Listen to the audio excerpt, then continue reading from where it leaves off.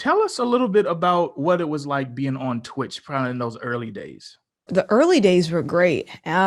Really, from when I started to around like mid 2019, it was just it was a cakewalk. I was seeing a lot of growth over there. I had a lot of collaborations with Twitch and other companies. I worked with Snapchat for a little bit. I worked with Astro, all these big companies, right? And it was amazing. And then everything went to hell Mm. after I had the audacity to give the quote unquote wrong opinion on Twitter about something. And that's when the black leftist streamers went after me.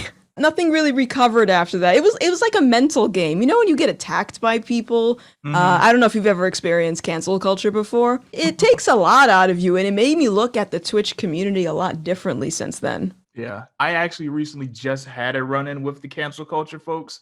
I also gave the wrong opinions. I dared to do the wrong thing and speak the bad.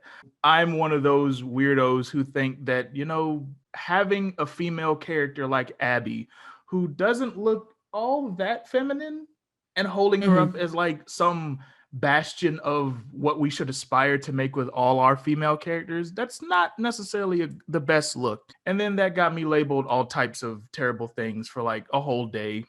They did all the things, they called me all the ists and phobes.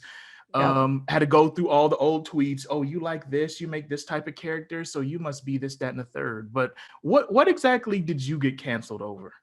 Oh man. So so Disney, right? Mhm.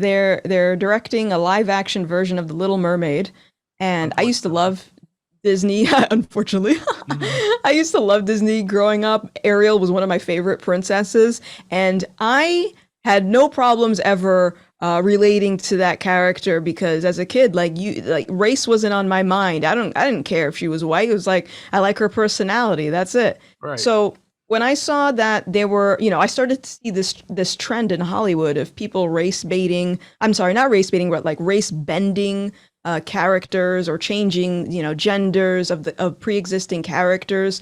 To me, on a creative level, it lacks creativity. It lacks originality. And on a business level, it just seems like a cash grab. Like, oh, okay, this is trendy. Wokeness is trendy. Let's just take this character and remix the bitch. And that's and that is, basically I went to Twitter and I was like, I'm not okay with this change. And also, I pointed out the fact that a lot of people who were happy about the change were accusing others of being racist when they had opposition to them, So Mhm. it's like calling someone racist is a very serious term. And I don't think it should be thrown around just because one person prefers this fictional mermaid to be white. And, Yeah. that's not racism. So you were telling me that you were a little black girl and you looked at this white ass mermaid and were like, yeah, and you never Yeah, thought because she that was you, weird. yeah.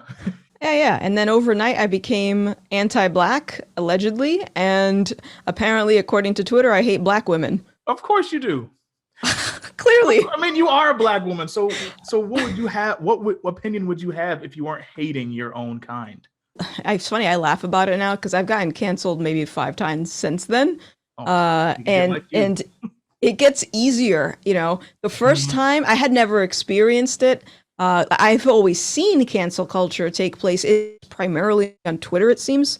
Mhm. And I have seen it, tossed at other people, but I never was on the receiving end of it. And let me tell you, like my mental health was destroyed. I took an extended break from Twitch, and this is when I was pulling in good numbers. Like I said, I was able to quit my job in corporate America and sustain myself just on Twitch. Mm. And everything just went on pause. It was like I was out of work for a few months.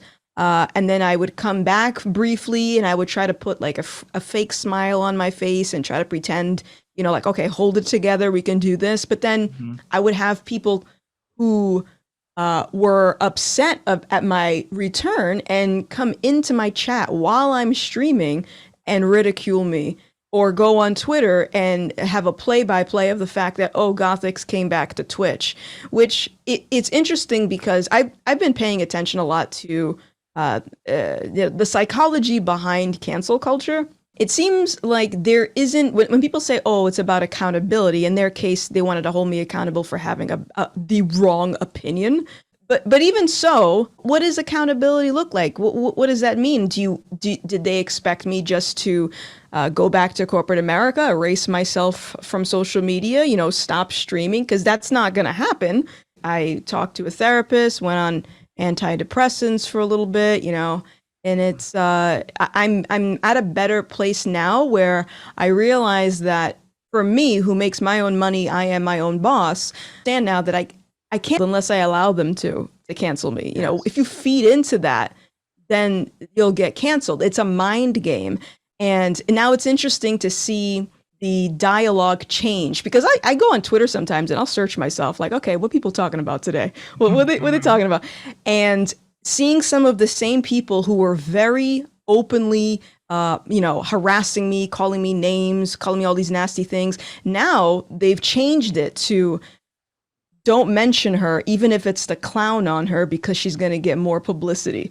So, so I mean, well, there it is true because I will get more publicity that way. But if that's what it takes, then by all means, because then I don't have to hear from you. The ironic thing about it is if they've come to the conclusion that my channel keeps growing and I keep getting all of this opportunities because they keep trying to clown on me, wouldn't that mean that people who are on the sidelines and watching this interaction think that their behavior is bad and my behavior is good? That should be an indication of self-reflection, no? Mm-hmm. You see, and if we were dealing with genuine people, then they most likely would have that reaction. But there is no actual end goal. Accountability, all that translates into is I don't like you. I want to have power over you. Here's an area where I can exert power over you. I would say it's so surprising to see this, but I've kind of been watching this thing play out over the past decade, and it makes perfect sense. Oh yeah, I came across one streamer who dedicated an entire live stream to me. I feel so honored. Hmm.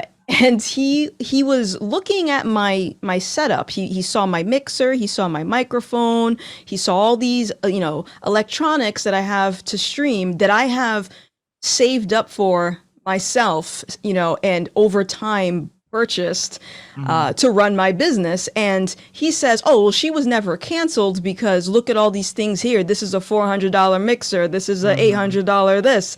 And Yeah. so that just tells me that your idea of a successful cancellation was for this person to lose as much as possible, which is wild to me.